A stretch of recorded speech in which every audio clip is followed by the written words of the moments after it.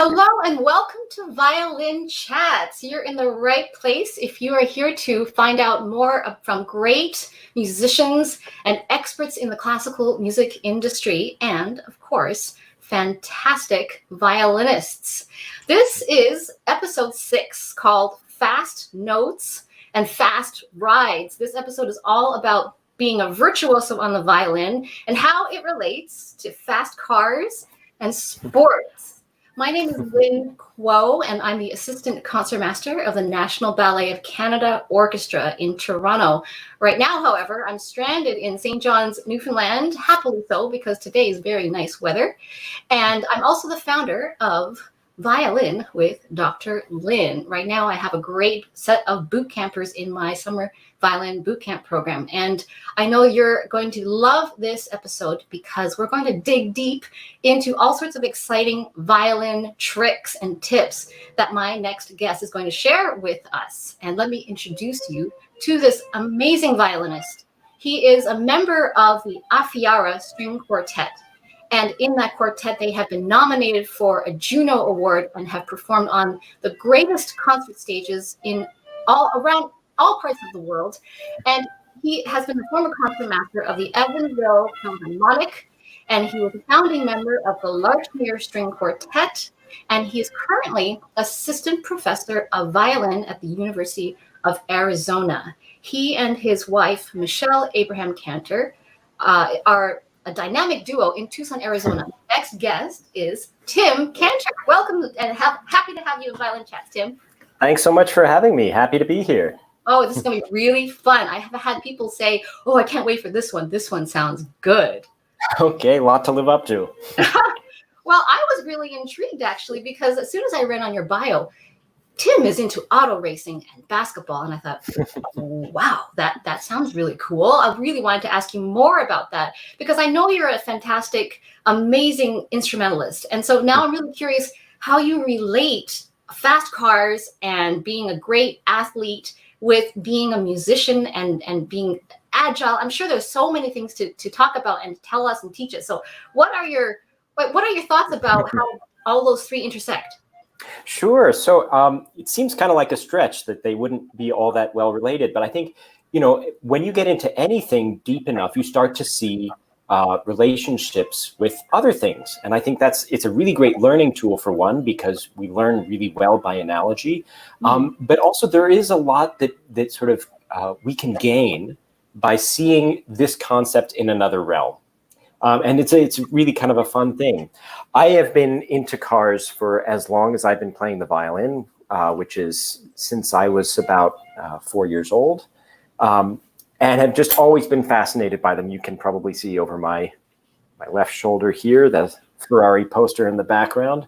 And they've just always been really fascinating to me. And I spent much of my youth kind of collecting information and photos and just anything I could about cars. And when I was old enough, I started translating that to the racetrack and driving quickly. And it's amazing how many similarities there are between that activity and playing the violin.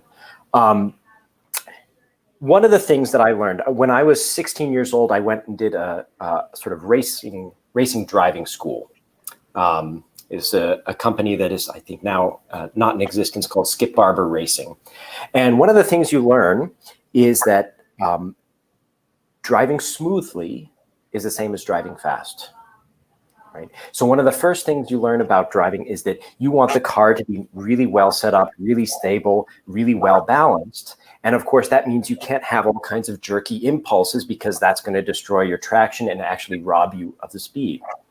And one of the first activities you do is the instructors take all the participants in this big passenger van, and they take you really slowly around the racetrack. You explore the different curves, the different angles, the camber, where you can find traction, where the elevation changes, all of those details. And then they hustle that passenger van around the race course, and they're going really fast. And it's so effortless and so smooth that it's really fast. They're getting around there really quickly, but it doesn't feel or look all that dramatic. Okay. And I think that's one of the great things. And it's something that is easily applicable to violin playing, is that if you're trying to rush through things or push yourself or trying to go fast, it's likely not going to be all that accurate or all that reliable, right? You're going to be at your fastest when, okay, I have a sense of poise, I have a sense of calm about this. And not just for fast things, but for slow things as well. Anything that's difficult or requires attention and focus. And so that's something that I think is really interesting. Another thing that you learn is that, of course, race car drivers have really fast reactions and really fast, impulses, and they're able to react to things really quickly.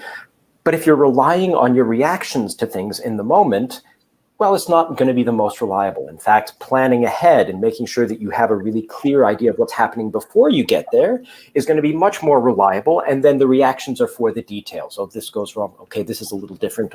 This is what I'm reacting to. But you're not relying solely on those kinds of fast impulses and reactions for your accuracy, which makes a lot of sense. Yeah. I started getting into other sports and basketball much later. Basically when I started going, when I went to college. And that too, there seems to be a lot of really strong correlation between that fine motor skill activity and our thing. Everyone begins with technique. You want to be able to make the basket, right? That's sort of a good foundation for playing basketball, is putting the ball in the hoop. But really all the stuff around it becomes so much more important, right? Yeah. Once you're able to shoot reliably, it's about taking really good shots. It's about your teammates setting you up so that you can take really good shots. And not just that, but you have an opposing team that's waiting for you to take those good shots and trying to make sure that you don't. And so there's a whole lot of planning and a whole lot of coordination, which is very much like chamber music, and that you are trusting each other. You are figuring out, okay, if you go here, how do I help you even though I don't have the ball? What do I do to sort of draw the attention of the defender so that you can take a really good shot and so that you don't have to rush? That's the whole sense. Yeah. So it's really fun. And in a lot of ways, going fast or being quick relies on not pushing or not rushing. There's a great, John Wooden was one of the great basketball coaches of all time. He coached at UCLA. I think he won 10 national championships, including 7 in a row, which has never happened since or before. And he has a lot of these sort of fun snippets of wisdom. And one of these snippets was be quick, but don't hurry. Be quick, but don't hurry. Right. So you, of course, need to be fast, and you need to be able to get past defenders. If you're playing basketball, you need to put in a fast lap if you're driving a race car. But if you're hurrying, that feeling of when you're pushing yourself and trying to, okay, I need to go, you're probably not doing your best work. You're probably not going to be as fast or as efficient. So I'm going to ask you a question on the violin. Yeah. And let's say you're building up the tempo of a passage that's really quick. Let's say in a concerto, or let's say Beethoven Quartet, Razumovsky, whatever. Yeah. Are you saying that, I'm just going to maybe wildly guess, are you saying to build up slow tempi into faster, mid tempi into faster tempi? Is that what you're saying? Be quick, but don't hurry until going faster than you can handle? Is that am I getting that correct? Yeah. And there are a number of exercises I really like that relate to that. For me, I think the biggest thing in terms of not hurrying is thinking in groups. Okay. Right? Making sure that when you have something fast, for example, if you have a passage of running 16th notes, if you think about every 16th note, boy, that's going to feel really fast. Very true. It's going to feel like, oh, they're all coming at me so quickly, I can't react to all of that. Again, you're focusing on reaction instead of planning. The same thing happens in speech. Right. So if I want to deliver a speech from Shakespeare, okay, to be or not to be, something really famous, simple like that. If I focus on every letter of every word, it's going to take me a really long time to get through that phrase. To be or not to be. Oh man, there's way too many letters in that. And then you get into mental overwhelm. Exactly. And that's when you feel hurried. Exactly. So you don't want to necessarily think about every one of those. Instead, we put those letters into groups, okay? To be or not to be, right? Which already is a big improvement. It's a little too much William Shatner at that point. So then we create larger groups from that. To be or not to be. Love it. already that's an improvement. That's a little Yeah. Christopher Walken. And so then we get to a Yeah. bigger group. Okay. To be or not to be, Uh-huh. right? We actually have a trajectory over the whole phrase before we embark on that path. And it doesn't feel fast, despite there being lots and lots of letters. Your last oration, was that more Laurence Olivier? Well, I'm not sure I'll ever get to that point, at least when it comes to Shakespeare. But yeah, that would be the goal.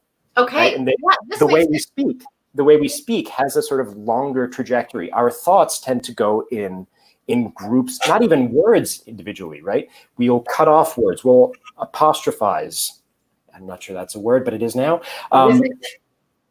We'll do all kinds of things in colloquial speech where we're skipping over words or skipping over letters, and we don't even notice it. And that's part of what makes it flow easily and feel like we're not hurrying, even though we're moving rather quickly through it.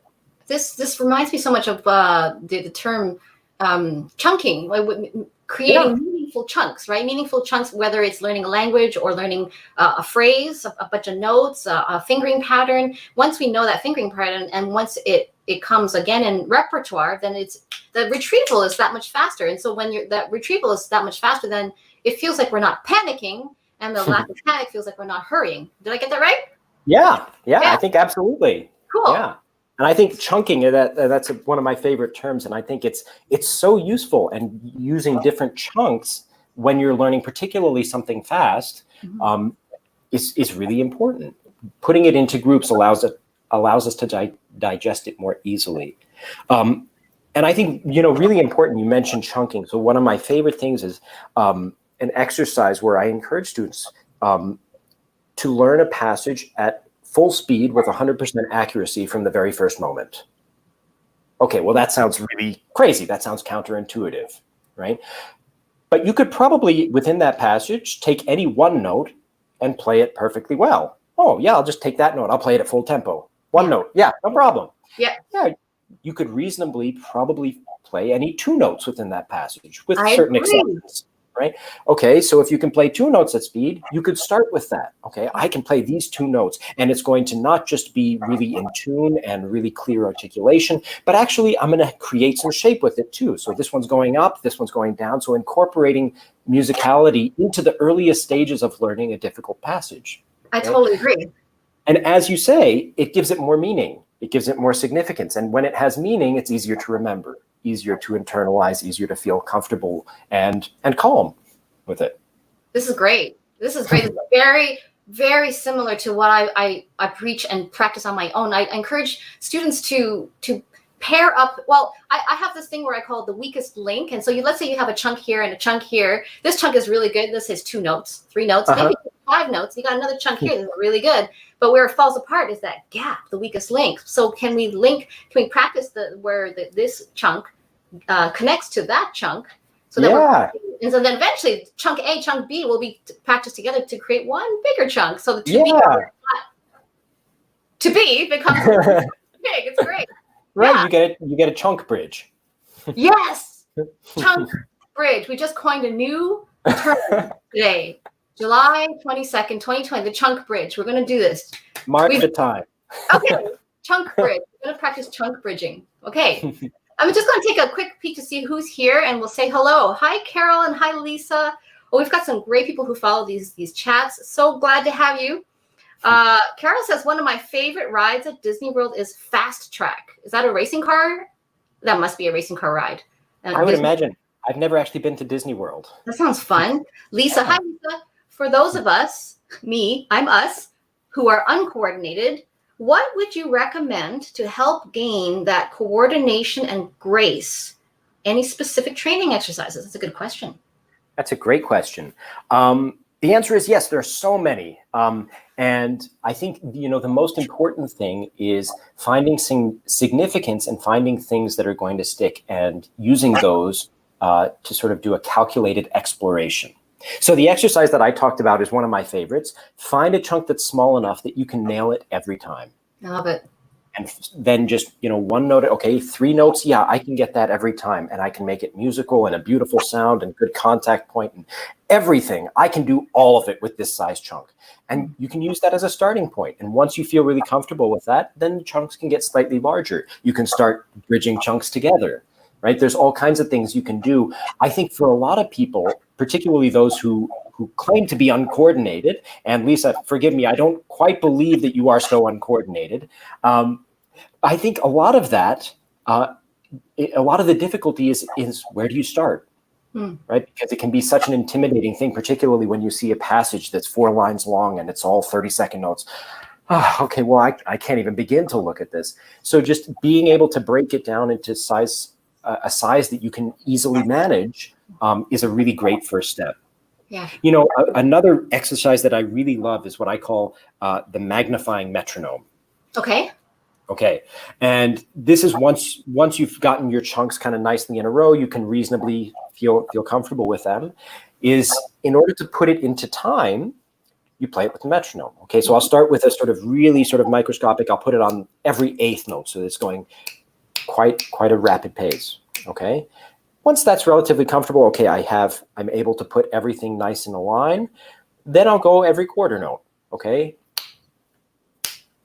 Right, now the pulse is a little bit more calm, right? It's the same tempo, yes, but it has more calm to it, okay? Yes. Once you can do that, then it becomes a half note, right? And the pulse becomes smaller. Again, our group is getting larger even without the tempo changing. Half note becomes whole note becomes every other bar. Yes. Every other bar becomes every 4 bars. And that, it gives you, it does a couple things. Number one is it sort of ingrains that, okay, this is my pulse. It's this big. It goes all the way from here to here until your pulse, the internal pulse that you have, starts to resemble your musical phrase. Yeah. The other thing that's really nice is that it allows you some freedom. And that we probably don't want to have that passage that's all 30-second notes be hard to have, hard for that to be meaningful. Right? There's likely to be some push and pull in places. And that large pulse gives you room. Okay, if I stretch here, then I'm going to move forward here, and I'm still going to arrive on time for my pulse.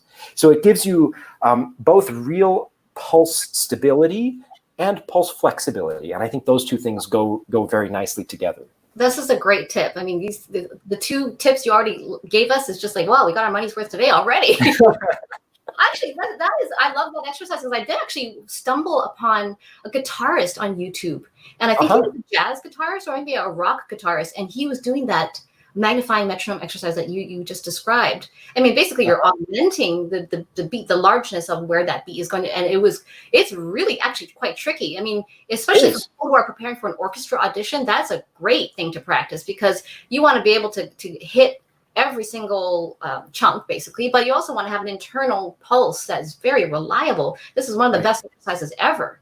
Yeah, it's really great. And that's the problem when you only put the metronome on the beat, it teaches you to rely on, oh, well, the metronome's going to tell me where that beat is. That's so and true. If you take that away, the metronome you'll still be able to confirm whether or not you're right, but you have to come up with where that beat is. So it sort of builds that kind of stability.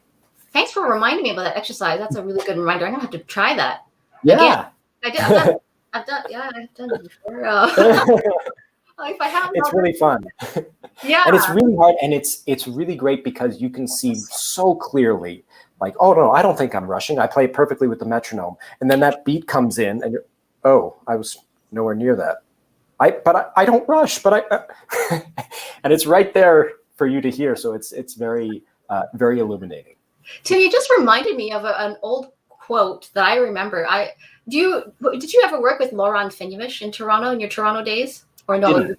Okay, this is before your time. This is a legendary Canadian pedagogue who taught violinists around the world. He was an old school Hungarian Israeli violinist, and he had a lot of Japanese students, a lot of European students, Hungarian students, and then he just left his legacy on the Canadian world. Like, so there's a huge tree that has descended from him. Anyway, so when we studied in Banff, which I know you're very familiar with, Lorand Fenyves would hold his master classes there, and Lawrence Lesser was teaching there as the cello professor, and I'm sure you know Lawrence Lesser. And so there was a student, and they said, or I think it was Professor Lesser, and he said, "Gosh, why do you speed up? Like, why can't you hold your tempo? Don't you know how to hold your pulse?" And then Mr. Fenyves, he just said, "Oh, Larry," called him Larry. "Then when you are excited, your pulse gets faster, no? And it's like, oh, we're human. Of course we're going to get faster. We can't be a machine. I mean, yes, this magnifying metronome is a great exercise to get us to train for consistency. But let's face it, we're humans. Our heart rate goes up, heart rate goes down. Expression will follow suit. I mean, it's actually quite interesting when you talk about how to, let's say, get on stage and play, especially with 3 other members in your quartet. And it'd be interesting to see. I want to ask you this question: when you perform with your quartet members, has the tempo ever creeped up away from your own liking? Like, people probably have divergent senses of tempo when they're under pressure, no? Oh yeah, absolutely, all the time. And that's that's part of the beauty, is that even though a lot of the music we play has been around for hundreds of years, and even though we've rehearsed it meticulously, it's different every time. It is a living, breathing organism. And so in that way, the score is itself a work of art, but in another way, it's a separate work of art from what happens in the concert. Yeah, that happens all the time. And that's a really important, it sort of relates to that magnifying metronome exercise, in that as long as we agree where that phrase is going, there's likely going to be, okay, it feels like there's stretch here. That means this next part has to go forward. There is no, right? And so in fact, the rubato is a lot of what keeps the group together, right? Because it's not absolute regularity, it's predictable irregularity. How do you work predictable irregularity into your performances or rehearsals? Oh, that's a great question. I have another exercise. Oh, good. Is that okay? Okay. Yeah. This one is from the Cavani Quartet. It's called Shakespearean counting. Okay. Okay. And the idea is that you go through your piece or segment of a piece, and you count the pulse in a way that it could be really compelling. So it includes all dynamic changes, all articulation changes, all rubato, all motion, everything that you would feel, except you don't put any of the notes in there, you just put in the pulse. So if we're in 4/4, you count 1, 2, 3, 4. Okay. Okay, so for example, if you set on a metronome, and I don't know if you remember the Dr. Beat metronomes. Yes. That you could have this setting where it would say 1, 2, 3, yes. 4, 1, 2. She was the taskmaster. Yes, and it was a human voice, sort of, more or less, but it was absolutely stable. This exercise is the opposite of that. Okay, so for example, instead of that kind of counting, you might say, okay, this piece needs 1, 2, 3, 4, 1, 2, 3, 4, 1, 2, 3, 4, 1, 2, 4, 1, 2, 3, 4, 1, 2, 3, 4, 1, 2, 3, 4, 1, 2, 3. Right, and it almost sounds, it's not like singing, but kind of like a recitation, like you are reciting this from the stage. And it's a really great exercise for internalizing. And if you do it as a group, you really quickly discover, oh, you see that going this way, and I see that going. Okay, so then we need to sort of align those two things. And it's a really great exercise because, again, we're focusing on the larger pulse, a larger undercurrent, that there is motion within this, and we're not lining up in a microscopic sense every 16th note. Okay. Right? If we're headed for that same pulse, well, yeah, most likely all of those notes are going to lead to that same spot. And if they're all leading to that same spot, we're likely going to create a similar kind of shape as well. Yeah. So it's, in a way, it's a really, I call it a musical metronome. Yeah, I love that. And what I'm having, oh, sorry. I'm sorry. We're just so enthusiastic. We're just filling out words. This is great because it links back to chunking, does it not? Like, we're taking multiple people, and now you're chunking the pulse and the feel of that pulse over a longer, let's say, space and time. And basically, no more are we doing 1, 2, 3, 4. Now we're going, we're chunking that larger rhythm, not rhythm, the larger musical time. Right. Yeah. And it's as you say, of course, I like to think that humans are really, really bad at telling linear time, which is why we all wear these kinds of things and have metronomes and all of that. We're so bad at it. We've all been in scenarios where 5 minutes feels like an hour and an hour feels like 5 minutes. And yet here we are. And so if we try to make our music just follow a linear progression, it might be accurate, but it's probably not going to feel all that human. Right? Because we tend to not feel things that way. And if we can make it feel the way, someone in the audience knows that feeling of, okay, I'm getting exciting. getting excited. I know this feeling. This feels familiar. Then you're speaking in a way that, despite there not being any words, you're communicating an idea and a feeling that your audience members have felt before. Wow. And so that gives us a kind of tangible relationship and meaning, as you say, to the notes on the page. Wow. Oh, Rolf, this is an incredible conversation already. I'm just going to see what people are saying here and say hello to any of. Oh, hi, Valerie. Valerie's here. She's been to a few of these chats as well. Hi, Jenny. Let's see. Stani is here. Hi. Okay, so we got Jenny. I love this concept of chunking and bridging. Such great psychology as well as the physical thing. Yeah. And let's see. Jenny loves the Shakespearean counting. Yeah, going to try it out right away. This is brilliant stuff.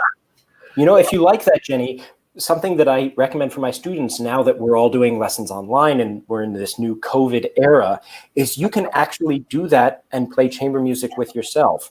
So I recommend go through the piece, figure out the Shakespearean counting, figure out all your phrases, destination points, dynamics, all the great musical stuff that we do, and then recite your Shakespearean counting and record it. Like on your phone is fine, record it, and then try and play with your pulse.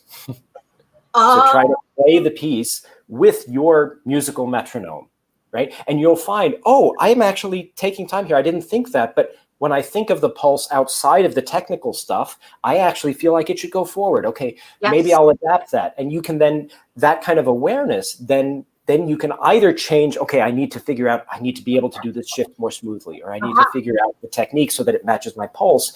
Or you can say, oh, you know what? I'm rethinking my pulse. Maybe that isn't what I want. Right? Wow, this is fantastic. So basically, I'm going to go for Laurence Olivier, less William Shatner. Yes, exactly. Okay. Hopefully, I won't sound like William Shatner when I do my metronome counting and recording myself. I'll report back. Wow, people are loving this. Tim, you are incredible. Mariam from Morocco. Hi, Mariam. Valerie, yeah, she likes that too. Yeah, this is going to be fantastic. Okay, so now, we talked about cars and basketball.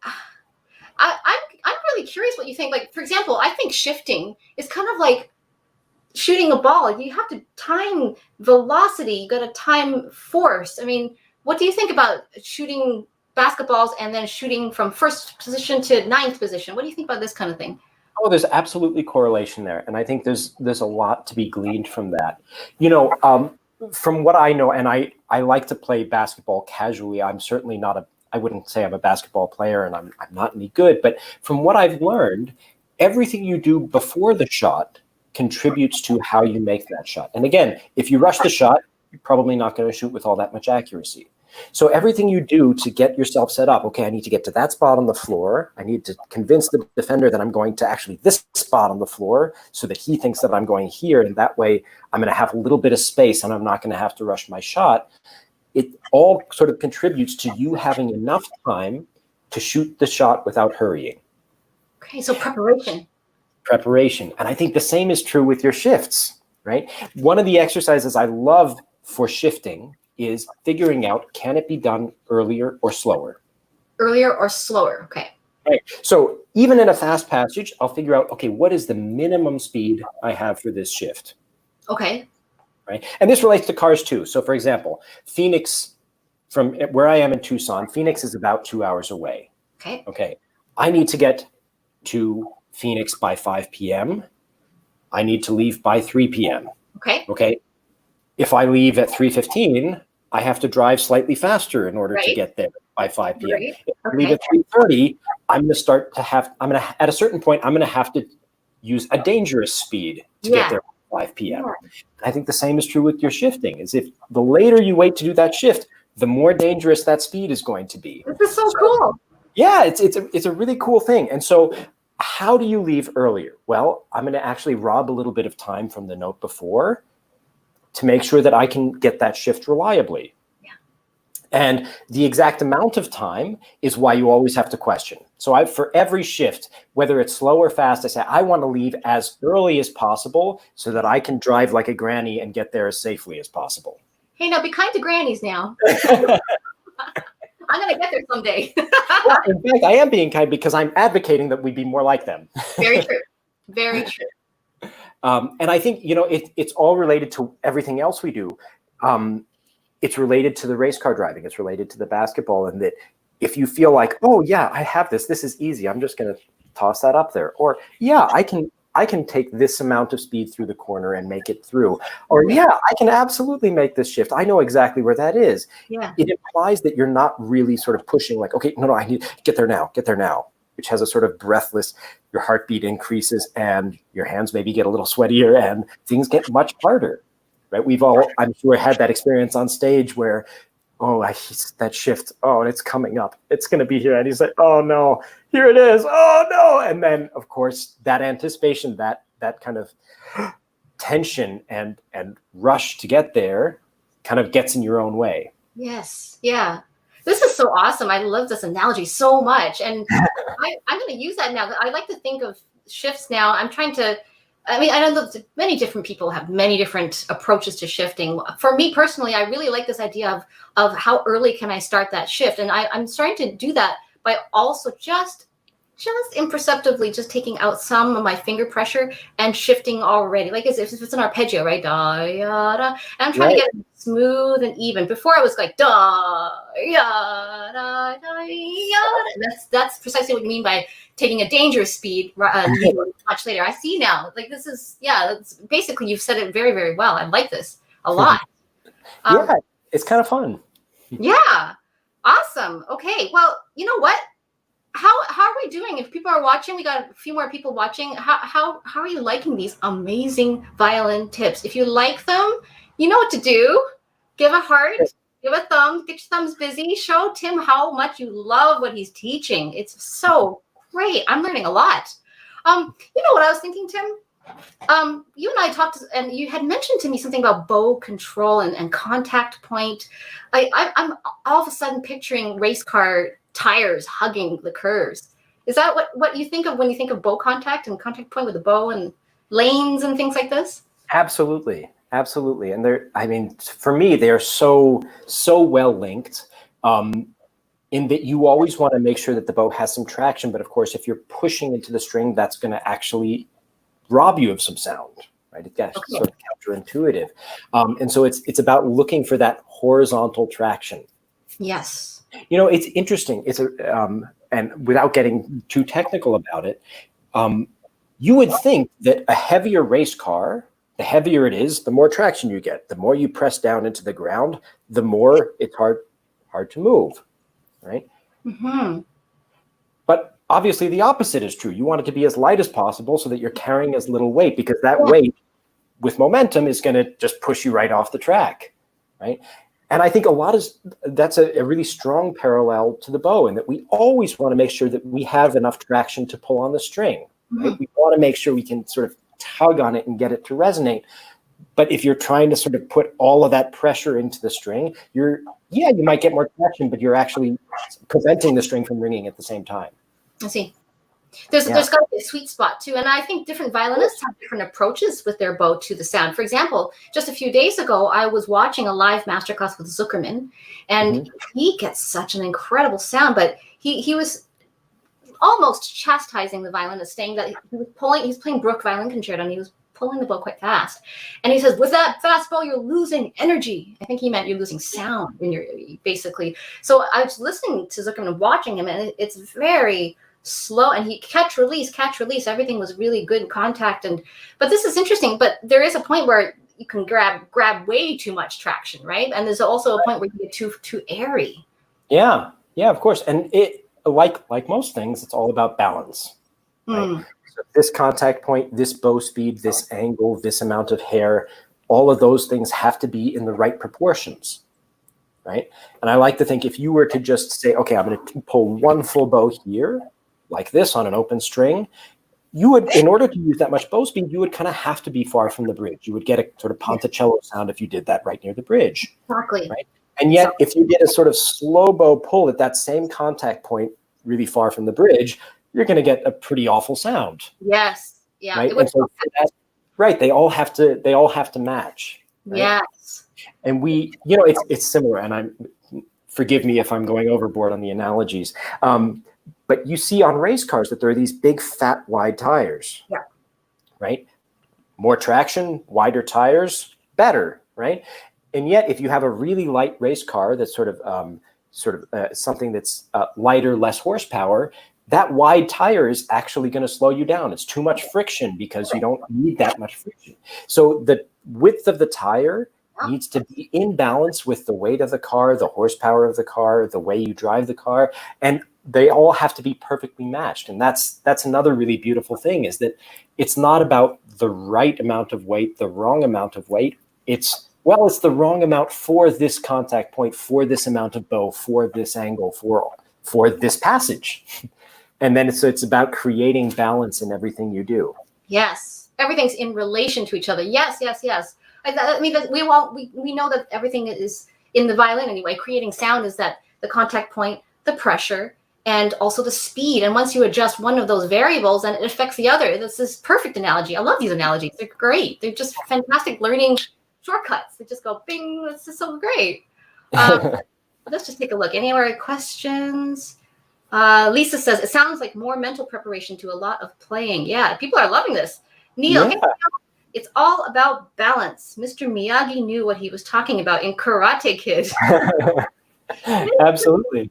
I mean, that sounds similar to actually like balance. Balance is very applicable to many, many different disciplines. I mean, there was this thing on your Facebook from Music in the Morning, and you were doing recipes of note. You were cooking. And this is very similar, where you have to balance all of the ingredients into your magic pasta sauce, right? You were putting pasta sauce, Yeah. Shirt. That was incredible. Like, what's your secret about cooking and balancing ingredients? It's the same kinds of things. We're looking for a certain flavor, a certain robustness in the texture, a certain, so everything. It's a similar quest for finding. It's not about the most; it's about just right.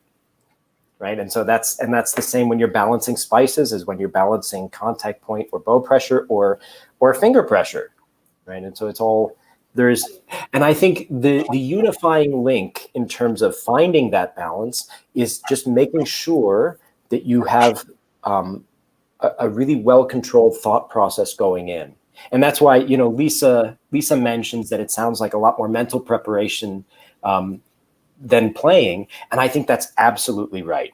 And that what you approach that any given task with is going to give you is going to be a strong indicator for the kind of result that you get. I actually have another. Forgive me for overloading with exercises. Another one, which goes along with that sort of full speed exercise that we were talking about earlier, which is I like to have both for myself and for my students. I say, okay, take this passage and approach it just normally. And usually they'll start playing within a few seconds. Okay. And I felt that temptation too. It's like, okay, I have this passage, I'm gonna start playing, right? Then pretend that someone says, you know what, if you nail this passage the first time, I'll give you $100. Challenge. You're probably gonna take a lot more time before you start. Because there's a lot more meaning to that first time. Yes. Right? And it's a really great way because you can eliminate so many mistakes before you even make them. Those mistakes won't happen because I've actually, you know what, in order to make that shift, I'm going to have to make sure that my hand is around the body of the instrument. Or, you know what, in order to do that, I'm probably going to need to be in this part of the bow, right? So much of that can be taken care of before you even start. And so that kind of mental preparation makes such a huge difference and actually makes, even though it feels like it's taking forever, it makes the practice process way faster. This is so great. I think we think alike, and it's just so funny and fascinating and awesome for me to see how we all think alike. We just have different ways of articulating it. Like I gave a workshop on how to practice like a ninja. For those who are watching today or right now, just give a thumbs up if you remember my workshop, How to Practice Like a Ninja. And in it, I talked about how we can mentally practice. And that's basically what you're saying. Give you $100 and you play this. Basically, you're just going into your mind saying, okay, I got to do that shift. I got to play that note and put my bow in that direction. And once we do that, we just do a quick mental rehearsal. Things go way better than if we didn't do that forethought, that pre-planning, that visualization. Like, well, what I had called it was, do you watch Sherlock with Benedict Cumberbatch? I haven't seen it. Oh, okay. So basically Sherlock, one of his techniques to solve crimes is that he goes into his mind palace. So when I practice, I literally interleave my mental practicing. What you're saying is like you're just preparing, mentally rehearsing a specific passage, and I just pause. I even have my violin just resting here. Okay, I'm not getting it. I'm not getting it. Okay, so to win that $100, let me just enter my mind palace and just kind of go through it in my mind. And boy, you can work out a lot of things in your mind palace. It's like exactly what you said. You win that $100 right off the bat. Right. And you imagine, you can even put it into the race car analogy. Yeah. You go out in a race car on a racetrack, you wait to start making mistakes before you start correcting them. You're going to be in trouble. Yes. Oh. Right. You're not going to get very far. Right. So a lot of those mistakes, it's about figuring out, okay, this is a mistake. This is something that could happen. How do I correct that before it happens? Right. So that kind of preparation and foresight just takes care of a lot of that. And it means that on the violin, you don't learn these bad habits before trying to unlearn them. You just eliminate that step, dive right into the right stuff. This is great. This is really great. And I'm assuming that it's going to be dependent on your skill level. The better, the more experience we accumulate, the better and faster we'll become at pre-solving technical issues, right? So we just have to trust, keep building, keep practicing, keep learning. Right. And because of that, I think the most powerful habit in the practice room that you can cultivate is, okay, just awareness and problem solving. You want the habit to be, when I approach this, I approach it this way. Okay. More than any specific violin technique, because you will learn those specific techniques if you are sort of analytically and intelligently approaching any possible problem. This is great. Like the analytical part, and I was in an interview just yesterday, and I described my framework. It's a three-person character framework for developing more, let's say, problem-solving analytical prowess when you're in the practice room. And if anyone was in my ninja workshop, they remember the detective, the scientist, and the athlete. And really, really quickly, I just said it all yesterday in the interview. The detective is the one who's listening with basically the equivalent of a magnifying glass, but here. Yeah. And listening for all of the things that you're not happy with. And you have to ask the questions, what exactly did I stop for? What exactly was it not pleasing to my ear? And then why? There's always an answer to why it did not go well. There's always an answer. If you don't know the answer, then you have to ask maybe seek help or figure it out. And then the next question is, how am I going to address this? And so the second person to come into the picture is the scientist, and they're going to answer the question, okay, how are we going to address this? We're going to try the magnifying metronome. We're going to try the chunking. We're going to try the Shakespearean counting. Okay, then that scientist passes on those tasks to the basketball player. And the basketball player has to go into the court and practice the dribbling, practice the three-pointers. This is my three-person framework, and I think is very similar. We just have to do a lot of preparation, a lot of thinking, and we can solve a lot of problems more efficiently. Yeah, absolutely. Yeah. Yeah.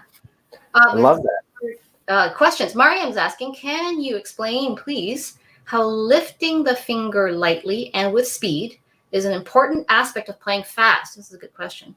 And what about dropping the fingers? I've watched a lot of violinists talk about it, but I don't really get it. Thank you.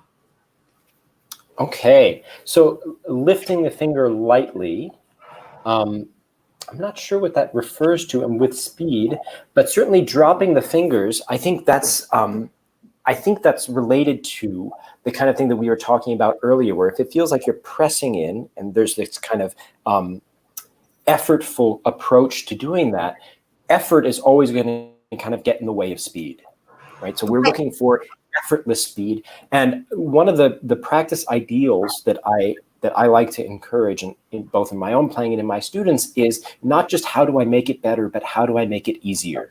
I like this. Okay. With the idea that if it's easier, you're probably going to do it better. Okay. Right. And so I think in a lot of ways, we want to figure out, how do I become an intelligently lazy violinist? Yes.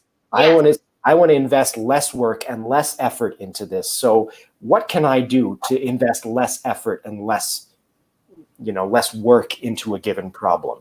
Okay. And I think that leads to a kind of efficiency that then, obviously, if you're playing with light fingers and just allowing the fingers to drop, I could reasonably do this all day. I'm not working very hard. Whereas if I'm going like this, you can even see my jaw is clenching. I didn't even think about that, but kind of does it by itself. They all kind of get more effortful at the same time. So I think that kind of approach, again, slightly less work, slightly less effort, more accuracy. Oh, and I can actually get to the end of this passage without feeling like I'm going to collapse. Aha. So what would your strategy be if you were trying to build in the least amount of effort and to be the most intelligently lazy violinist? What would you think about doing? Well, it's a couple things, and it depends obviously on the context, because that's the whole balance conversation that we were having as well. I think for starters, the chunking is really great, and even before the chunking, I think identifying the larger goals, which is, of course, we want the technique to be in service of the music and not the other way around. So, okay, I know I need to learn how to play this passage technically. What are the musical goals? Where are the high point? What do I want the overall feeling to be? And just from that, you're going to get a sense of, okay, probably this kind of contact point, this amount of bow, probably more bow here, a little bit less bow here, maybe a little off the string here, or, there's a whole lot of stuff that are related to those larger goals that will then be incorporated. And again, once your larger goals are clearer, each smaller goal becomes a little bit clearer. Okay, I need to be here in the goal. Okay, I need to make sure that this shift happens here. Or, you know what, maybe I'll shift here instead, because that serves my phrase a little better. From there, in order to work on the light fingers, something I really like is playing with harmonic fingers. Okay. Right? So if you have a given passage, playing with full force with the bow, like full dynamic, and just pretending like every note is a harmonic. It's a tough exercise because it sounds terrible, because so many of those notes aren't harmonics and you get this sort of nasty crunching sound. So starting with that, okay, practicing that feeling in the fingers, okay? And then once you have that down, then I'm going to try pushing the string down, but only halfway. So yes, putting a little bit of that weight of the finger in the string, but not so much that it actually touches the fingerboard. And the sound will improve a little bit and get a little bit better. And then, okay, what's the minimum to get the string just to touch the fingerboard, right? Because at that point, once you push into the fingerboard, okay, the string is touching the fingerboard. I'm pushing harder. Yeah. Pushing hard. Doesn't actually change anything. Doesn't make it any better. It's just involving more effort. That's so true. That's pretty much, you just summarized Nathan Cole's MVP. Do you know this video? I don't. Oh, okay. That's what the video that Nathan Cole has on his YouTube channel, and he calls it minimum viable pressure. And you just basically summarized exactly what he does in that video. Awesome. Yeah. Yeah. So great minds think alike. We all have said the same thing, but we each have our own vocabulary, our own unique analogies. I think this is so fun because, as my students know, I love the Indian parable about the 5 blind men and the elephant. Do you know this parable, Tim? I don't. Okay, so people have heard me say this a lot, so I apologize for people who have heard me say this. I'm repeating myself by now, but it's an old parable, and there's an elephant, and there's 5 blind men standing around this elephant, and they each have their hand on the elephant, and they quickly begin to argue what they're touching. This is clearly a rope, and they have their hand around the tail. And are you daft? This is clearly a fan. They're touching the ear. Are you daft? This is clearly a snake. Hand is on the trunk. This is a tree. And they just keep arguing about this elephant that they're standing around. And the reason why I love this parable is because everyone stands around the elephant and has a different point of view. If we can only be open-minded to be educated about what you see standing on the other side of the elephant, I could benefit from what you know. And this is so great because right now we're talking about violin technique. You're standing on this side of the elephant. I'm standing on this side of the elephant. We're clearly talking about the same thing, but we have a different slant on things. I love learning from what people have to say because we just, I don't know, we're going to discover more about the elephant. Right, of course. Yeah. Yeah, love that. That's really, really beautiful. So how about any more questions? Do we have any more questions right now? Okay, you know what? I've got a few questions. Great. I'm going to jump in. You want to play a little bit of a quick rapid fire question round? Fire away. Okay. Name the first car that comes to your mind when I say Jascha Heifetz. McLaren F1. Whoa. Okay. It's you may not be familiar with that name. See, it's that one in the poster on the blue poster. That's a quite fancy, sexy car there. It is. It was this company, McLaren, was a racing company. They only made race cars, and they were really successful in the early 90s, late 80s, early 90s, and won a whole bunch of championships. got a ton of money, and they said, you know what, let's just build the best road car possible. And they built $1 million car. They lost money on every car because that wasn't the purpose. So each car sold for about $1 million, and each one cost more than that to build. And it was basically the best of the best that you could do. They found that in order to dissipate heat from the mufflers and the way everything was configured, that the best way to do that was to coat the mufflers in gold. So that's what they did. Wow. So just everything was absolutely the best of the best, and so much of what we know about materials, like it was one of the first cars that was built almost entirely of carbon fiber. Oh, wow. Which made it lighter. It's a really cool setup. The driver sits in the middle, and there's a passenger seat on either side. And it was completely innovative. What is the best we can do without any limitations? And I think that's a nice Jascha Heifetz kind of. Wow. Wow, literally the gold standard. The gold standard in every way. Literally. Wow. Okay, how about another one? What car comes to mind when I say irregularity? More difficult one, huh?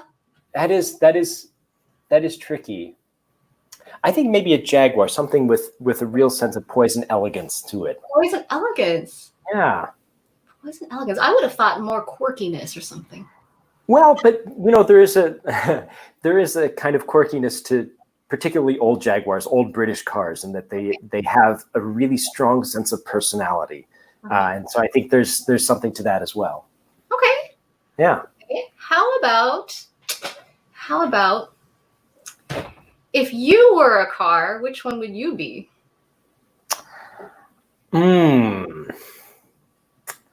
That's a tough question. Well,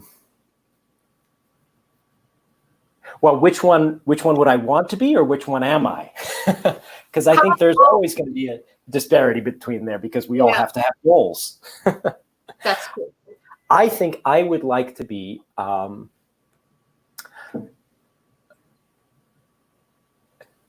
Mazda Miata. Oh, why is that? So this is the Mazda Miata. It was, when it came out in the early 90s, it was thought of as a kind of the Japanese answer to the British, sort of classic British sports car.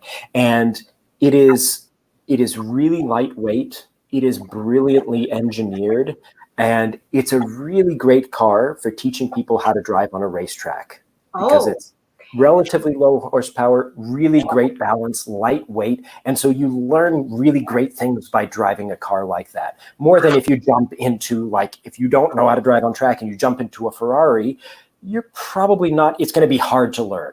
It's going to be hard. There's a lot of sort of, that doesn't work.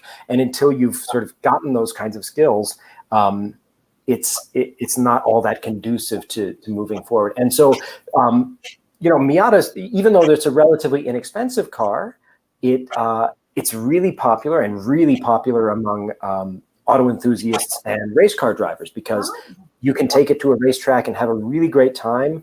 They're inexpensive to fix, the relatively skinny tires that are cheaper to replace, less money on brakes. And so it's a really great, really phenomenal race car. That's so cool. And so that's your goal car. What's your current? I think so. I don't know. I think that's a harder question. True. Sometimes we're inside the picture frame. We don't know. We can't see ourselves because we're the picture in the frame. All right, right? Right. And anyway, I prefer to look where I'm going as opposed to where I am. Good point. Very good point. How about, do we have any more questions? We got something from Rosie Shushanyan. Hi, awesome thoughts. Thanks for sharing. What tips do you have for being stuck on a piece for a long time, probably, with a very little improvement? Oh, yeah. Good question. That's tough. There's an old saying that the definition of insanity is doing the same thing over and over and expecting the results to be different. Einstein. There you go. And I think there's a lot to that, in that if it feels like you're stuck, or you're just not making the kind of improvement that you would like, try something else. Try something totally different, okay? zoom out. That's one of the things we've talked a little bit about with the magnifying metronome. But try and zoom out and see a larger chunk. Okay, I know I'm not going to play this necessarily right now, but what does this look like in a larger sense? If I'm not sort of so focused on making sure this is right, what am I going to focus on? If I'm not sort of so concerned with the clarity of each of these 16th notes, what is my audience going to hear? What do I want them to take away from this passage? And I think, that line of questioning tends to generate different priorities and different ways of practicing. Because when you view things differently, sort of like your elephant, you're likely going to do things a little bit differently to accomplish that. Yeah. Right? Wow. I love this. Like everything coming out of your mouth is gold. Gold standard all the way. I've got one question for you now, because I'm mindful of your time and we're going to have to wrap up soon. But I do want to ask you this just cute little fun question. Sure. Which basketball player do you think would make a great violinist? Okay. Any one of them? Well, without getting too much into mechanics of like, okay, your hand is this big and you have to play notes that are this size. One of my favorite basketball players was the late Kobe Bryant. Oh, yeah. Okay. And I think one of the things that made him great, at least as far as I understand his mentality, is that he was kind of in love with the process of getting better. He would famously, after there was an article that came out a few years back, and the interviewer had gone along with Kobe Bryant, and he had won a big game the night before. 5 a.m. the next morning, he's in the gym. Oh, okay. After a victory. And it's like, what? You're the greatest player on earth. You've just had a winning game. And what's compelling you to go to the gym? And I think for him, at least as I understand, it wasn't about measuring success. It was about measuring improvement. It's like, okay, I'm going to do that better. So if that's your mindset, I think you can basically do anything. I totally agree. And it's kind of Kobe played piano. I didn't know that. Huh? Really? That's what Lisa said. Lisa? Yeah. That's amazing. Wow. This is incredible. I love that answer. That's an awesome answer. Yeah. Do we have any final quick questions before we release Tim into the musical world? Tim, you've been so incredibly generous with your time and your expertise. This is incredible gold information. I'm going to go back and write a lot of notes. I've learned so much. I got all these new tips and different sides of the elephant to try. I'm so excited. I'm so pumped. This is fantastic. Likewise, this is a lot of fun. It's always nice to kind of, as you say, we always get a different perspective when we explore the same ideas and different ideas with the same kind of intention. So it's always really illuminating and a lot of fun. Yeah, this has been great. Okay, so for those of you who are watching, even if you're watching on the replay, if you liked this chat, if you want to hear more of these kinds of chats with people like Tim, you have to give a thumbs up. You have to give a heart. Please give a huge heart for Tim right now, because he gives us so much amazing stuff right now. So go ahead and do that, because it's so nice to see the hearts and the love. And go ahead and write a comment. Tell how much you loved what Tim had to share with us. Do you have any final thoughts for us before we wrap up things? No, I don't think so. I like ending with that sort of Kobe Bryant mentality of always make it better and always enjoy the process of improving. Because I think if that's your goal, it's really hard to be disappointed, and it's really hard to sort of stop getting better, even if you feel like you're either at the bottom or at the top. It doesn't really matter so much, because you're going somewhere else anyway. I agree, and I think it's a very protective mechanism for your mental and emotional health when you're preparing for competitions, auditions. Absolutely. When you don't make past the whatever round, and it's not about the goal anymore. It's not about the winning anymore. It's about how you grew as an individual through the process. Absolutely. Process-oriented, not goal-oriented. Yeah. Wow. Where can we find you online? Where can people find more and learn more from you? Well, so I teach, as you mentioned, I teach at the University of Arizona, and we have a full studio here and a wonderful program. if you're interested in lessons or any, just even chatting about things, I don't have a strong social media presence the way you do, Lynn, but I do respond to messages, and I love talking with people about these kinds of things. So send me an email or find me on Facebook or any of those kinds of places.